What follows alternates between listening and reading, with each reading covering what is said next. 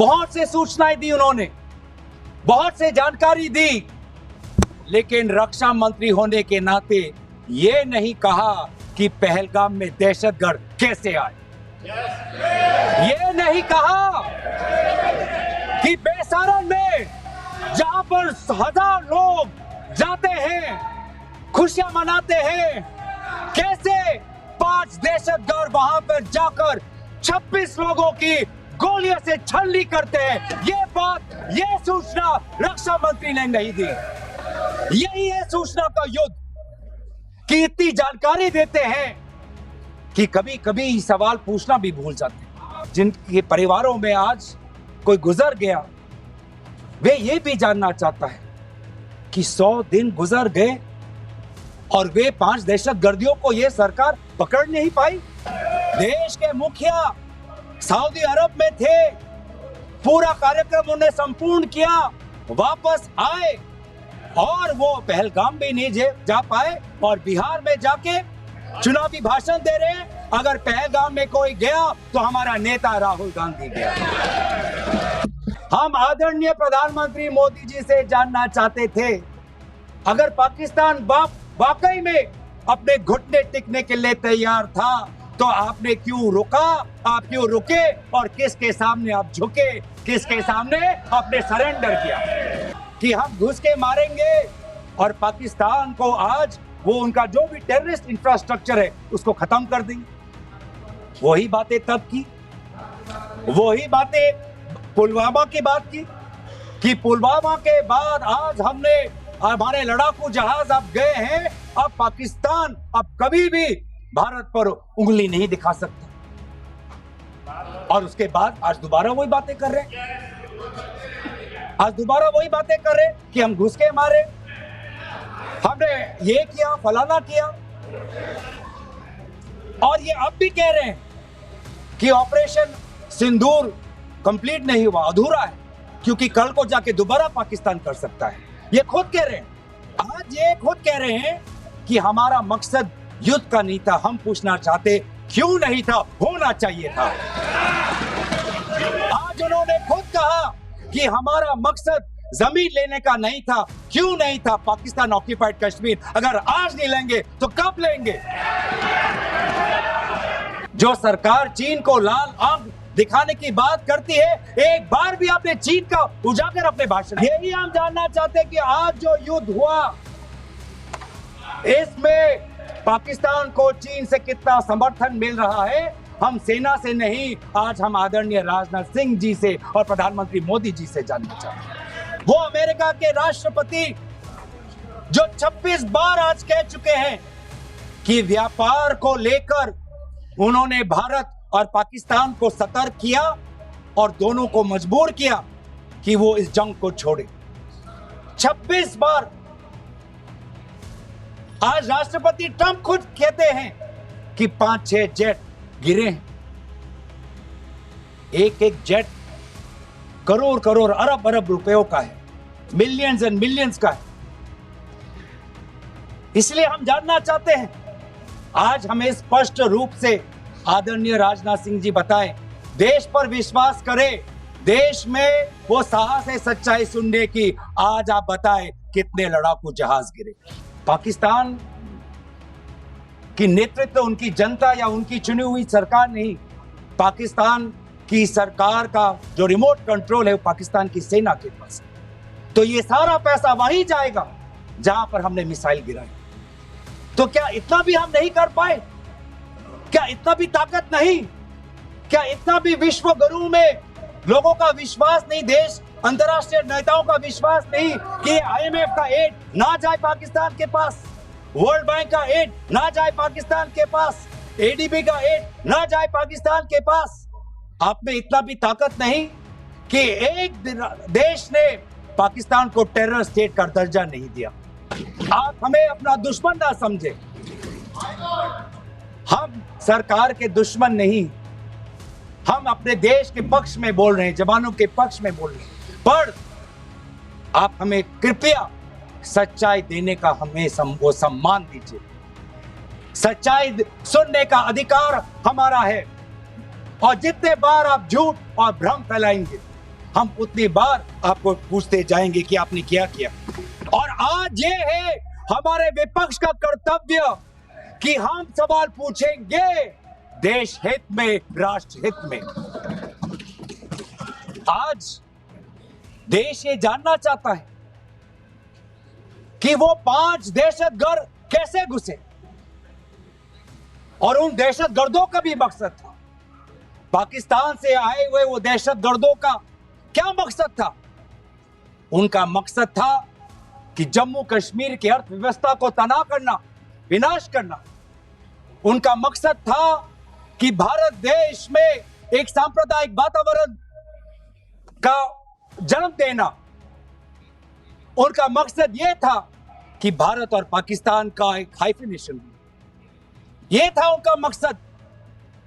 लेकिन सर, मुझे दुख है कि आज राजनाथ सिंह जी ने सैनिकों की बात तो की, लेकिन जो हमारे भारत की जो आवाम है, जो जनता है, जो उन्होंने पाकिस्तान के दहशतगर्दों का पूरी जो मंशा है उस पर उन्होंने पूरा नकारा, और हम एकजुट रहे।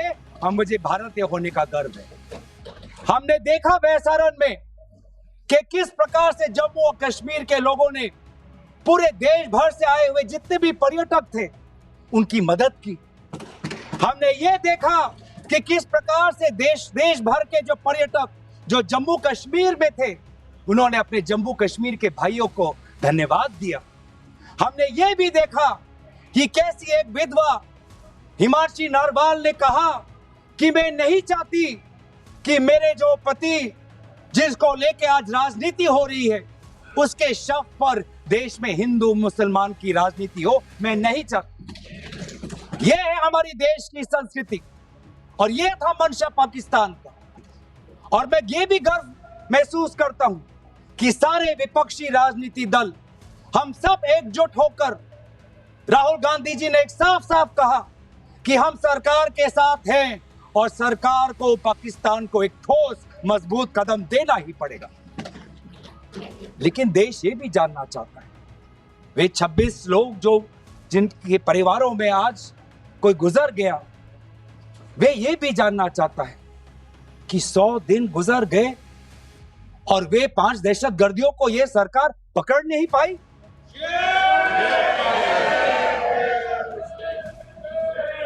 देश के वो लोग ये भी जानना चाहते हैं कि ये जो 5 दहशतगर्दे थे, दहशतगर्दी जो आए टेररिस्ट, निश्चय इनको किसी ने पनाह दी, निश्चय इनको किसी ने जानकारी दी, निश्चय ये पूरा जो 1 घंटा का जो उन्होंने गोला बारूदी की उसके बाद ये फरार हो गए, उनको फरार होने में भी किसी ने उनकी मदद की। और आज भी ये 100 दिन हो गए और सरकार के पास कोई जवाब नहीं। आज आपके पास ड्रोन है, आपके पास पेगासस है, आपके पास सैटेलाइट है, वहां पे सीआरपीएफ है, वहां पे बीएसएफ है, वहां पे सीआईएसएफ है, वहां पे आदरणीय गृह मंत्री कुछ दिन पहले ही गए थे पूरा रिव्यू लेने के लिए, और आप किसी को पकड़ नहीं पाए। ये कैसी है, ये कैसा बंदोबस्त? आपने कहा कि आर्टिकल 370 के चले जाने के बाद जम्मू कश्मीर सेफ है, जम्मू कश्मीर में आइए, लोग आए, लोगों ने अपने आप को सुरक्षित महसूस किया। लेकिन बेसारन में देखा कि कितने वो निहत्थे थे, कितने वो असहाय थे कि लगभग 1 घंटा लगा एक एम्बुलेंस उनके पास पहुंचने के लिए। पुलिस पर अगर आर्मी भी आई तो चल के आई। और सर, मैं वो नजारा भूल नहीं सकता, एक मां और एक बेटी चल के नीचे आ रही थी, एक भारत के सिपाही को देखा और सिपाही को देखकर वो रो पड़ी, खुशी से नहीं, डर से, क्योंकि उनको लगा कि वे दहशतगर्द जिन्होंने सिपाहियों का यूनिफॉर्म पहनकर वहां पर लोगों को मारा, आज वही दहशतगर्द आज पहाड़ के नीचे उनका इंतजार कर। उस भारत के सिपाही को कहना पड़ा कि मैं भारतीय हूं, तुम डरो मत, मैं भारतीय हूं, तुम सेफ हो, सुरक्षित हो। ऐसा दहशत उन्होंने महसूस किया। इस दहशत के ऊपर इस डर के ऊपर आदरणीय राजनाथ सिंह एक शब्द तो कहते, आप एक शब्द तो कहते। ये आपकी भी जिम्मेवारी है राजनाथ जी, ये आपकी भी जिम्मेवारी है, रक्षा मंत्रालय का भी जिम्मेवारी है। बार बार हम ये देख रहे हैं सर कि आदरणीय गृह मंत्री जाते हैं, कहते हैं कि बहुत अच्छा बंदोबस्त हो गया है, टेररिज्म के हमने उनकी रीढ़ की हड्डी तोड़ दी, तब भी उरी होता है, तब भी बालाकोट, तब भी पुलवामा होता है, तब भी पहलगाम होता है। अंत में जाके जिम्मेवारी कौन लेता है? जम्मू कश्मीर के लेफ्टिनेंट गवर्नर नहीं। अगर जिम्मेवारी किसको लेनी पड़ेगी तो आदरणीय गृह मंत्री आपको लेनी पड़ेगी, नैतिक जिम्मेवारी आपको लेनी पड़ेगी। आप लेफ्टिनेंट गवर्नर के पीछे नहीं छुप सकते, आप लेफ्टिनेंट गवर्नर के पीछे ये केंद्र सरकार नहीं छुप सकती, क्योंकि गृह मंत्री खुद वहां पे थे कुछ ही हफ्ते पहले, खुद उन्होंने सिक्योरिटी का रिव्यू लिया कि आपके पास जानकारी नहीं थी। और सर ये सरकार इतनी कमजोर, ये सरकार इतनी बुज़दिल कि आज उन्होंने इस सर में, क्योंकि उन्होंने अगर इसका किसी का दोष दिया तो टूर ऑपरेटर्स को दोष दिया कि टूर ऑपरेटर्स बिना अनुमति के द्वारा, बिना लाइसेंसेस के द्वारा लोगों को बेसहारा ले जा रहे, हमें तो पता ही नहीं था। ये है इनका कारण, ये बताना चाहते हैं। तो सर यही तो दुख की बात है कि कहीं ना कहीं एक सरकार में एक अहंकार आ चुका है। इंटेलिजेंस और सिक्योरिटी जो फ्रेमवर्क है, एस्टैब्लिशमेंट है, जो लोग हैं जो निर्णय लेते हैं इंटेलिजेंस और सिक्योरिटी की, आज उनमें एक अहंकार आ गया है कि चाहे जितनी भी बड़ी गलती हो उन पर कोई सवाल नहीं उठा सकता। लेकिन आज हम सवाल उठा रहे हैं, आज हम सवाल उठा रहे हैं, आज हम सवाल उठाएंगे। प्रधानमंत्री मोदी जी, आपको, आप सऊदी अरब में थे, आप जब वापस आते आपका पहला नैतिक कर्तव्य होता कि पहलगाम आप जाते, लेकिन आप पहलगाम नहीं गए, एक सरकारी कार्यवाही के लिए आप बिहार गए और चुनावी भाषण दिया। देश के मुखिया सऊदी अरब में थे, पूरा कार्यक्रम उन्हें संपूर्ण किया, वापस आए और वो पहलगाम भी नहीं जा पाए और बिहार में जाके चुनावी भाषण दे रहे हैं। अगर पहलगाम में कोई गया तो हमारा नेता राहुल गांधी गया।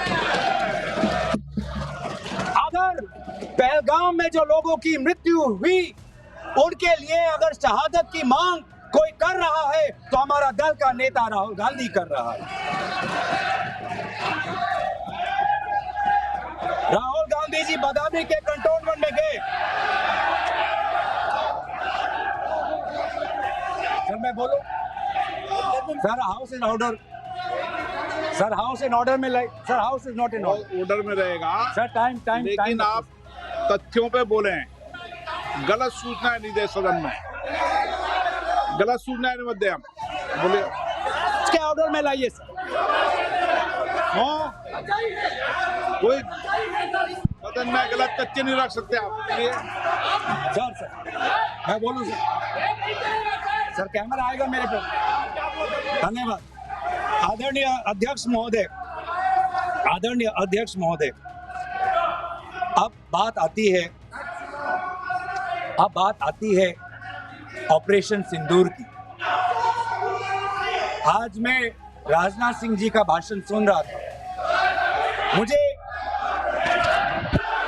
पता नहीं चल रहा था कि राजनाथ सिंह जी जो भाषण दे रहे थे वो किस समय का उजागर कर रहे थे, वो किस समय का उजागर कर रहे थे, वो किस समय का उजागर कर रहे थे। क्या वो 2016 के बाद क्या उन्होंने ये नहीं कहा कि हम घुस के मारेंगे और पाकिस्तान को आज वो उनका जो भी टेररिस्ट इंफ्रास्ट्रक्चर है उसको खत्म कर देंगे?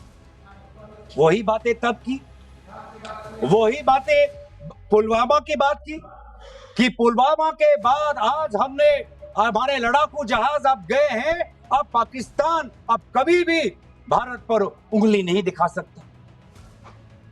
और उसके बाद आज दोबारा वही बातें कर रहे हैं। आज दोबारा वही बातें कर रहे कि हम घुस के मारे, हमने ये किया, फलाना किया, और ये अब भी कह रहे हैं कि ऑपरेशन सिंदूर कंप्लीट नहीं हुआ, अधूरा है, क्योंकि कल को जाके दोबारा पाकिस्तान कर सकता है। ये खुद कह रहे हैं, ये खुद कह रहे हैं, ये खुद कह रहे हैं कि इसके पश्चात भी पाकिस्तान कल को जाके कर सकता है। तो ये कैसा, ये जो सफल कैसे हुआ, क्या सफल हुआ? आज ये खुद कह रहे हैं कि हमारा मकसद युद्ध का नहीं था। हम पूछना चाहते क्यों नहीं था, होना चाहिए था।